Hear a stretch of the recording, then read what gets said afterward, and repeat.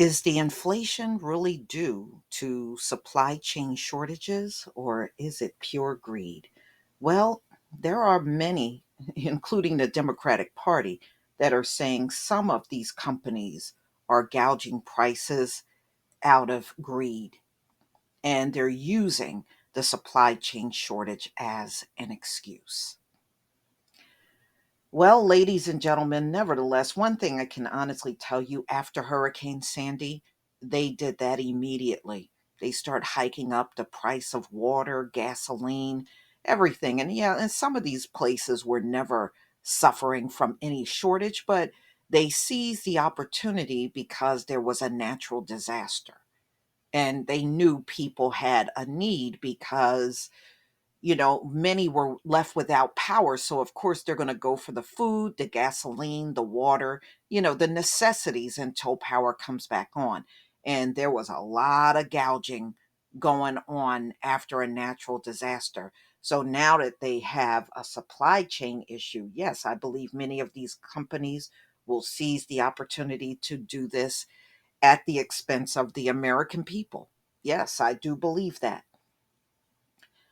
So, ladies and gentlemen, I have some audio that I want you to listen to from NPR. Government price checkers released their latest report on inflation this morning, and it shows the biggest hit to consumers' pocketbooks in nearly 40 years.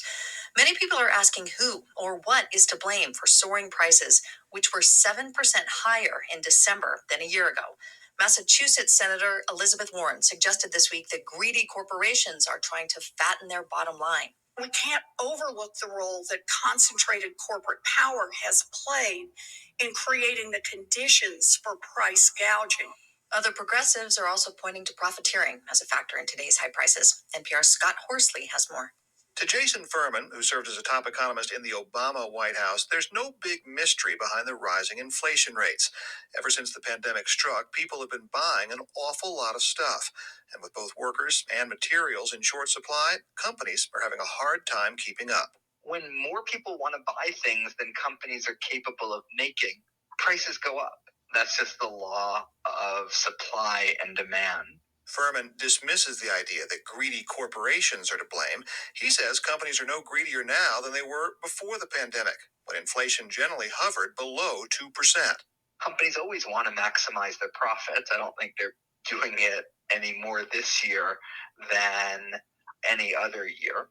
But whatever the economic merits, corporate profiteering is a convenient political target, especially for Democrats who are on the defensive. Democratic pollster Margie Omero says it resonates with people who are feeling the pinch of pricey gas and groceries. People are approaching this not as economists, but what they're observing. A lot of voters feel that companies and the wealthy are getting wealthier while other folks are struggling and having a harder time keeping up.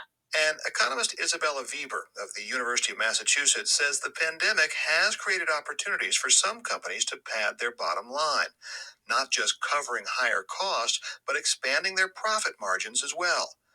Ordinarily, businesses that raise prices run the risk of losing customers to the competition.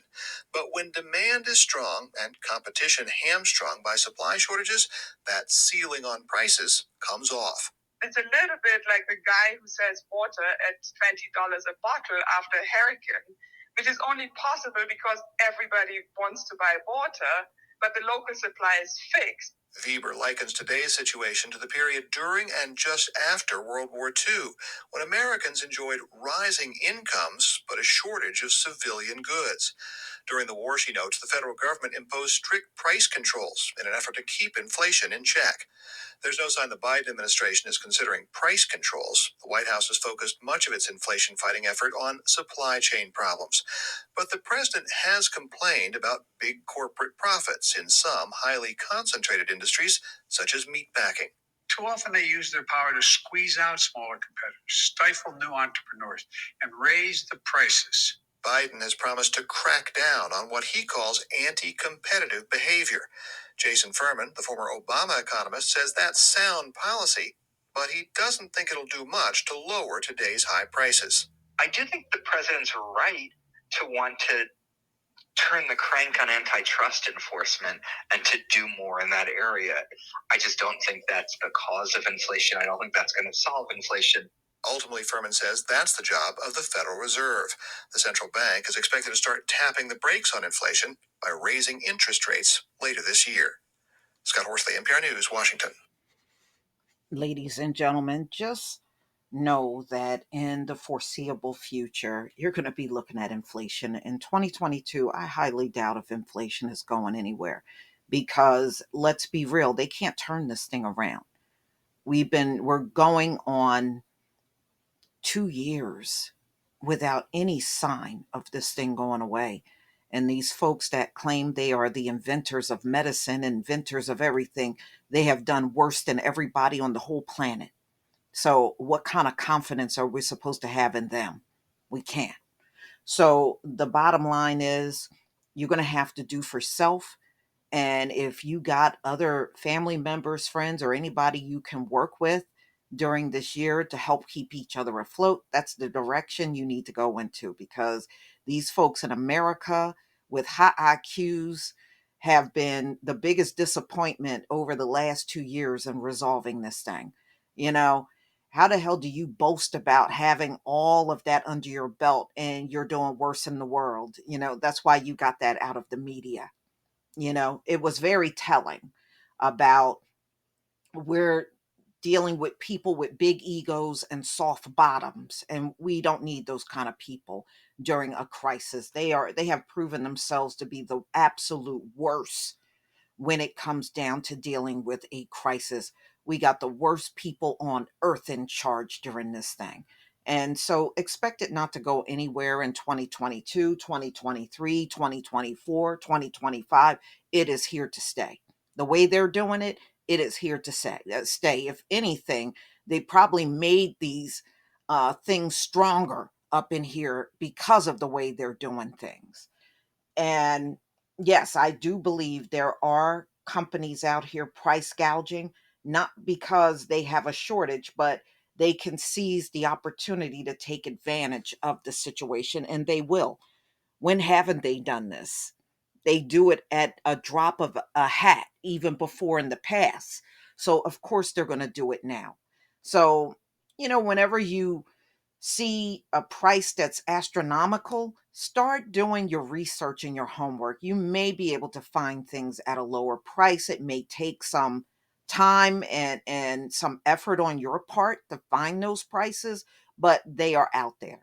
So that's what you're going to have to do. You do have, the internet at your fingertips. Start taking advantage, even locally, to see who got what product and what prices they are, if you're able to find that information. And, that way you can do, a better job shopping and not just grabbing the first thing that you see. Base your shopping on your budget and what you can afford. But please tell me what you think. We know the supply chain problem is not going away anytime soon. There's bottlenecks and companies out here that just simply can't keep up.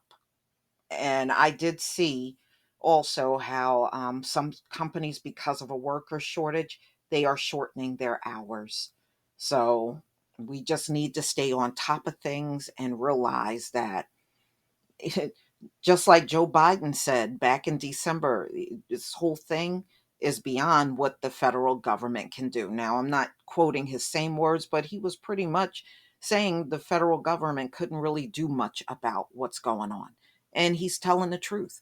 And that being said, it's time for us to step up and do our own thing and stop depending on these people that are all talk and no action.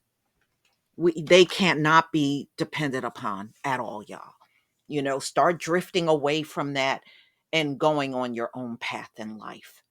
Please leave your comment and subscribe. Don't forget to hit on the notification bell, and I'll see you on the next video. Peace, family.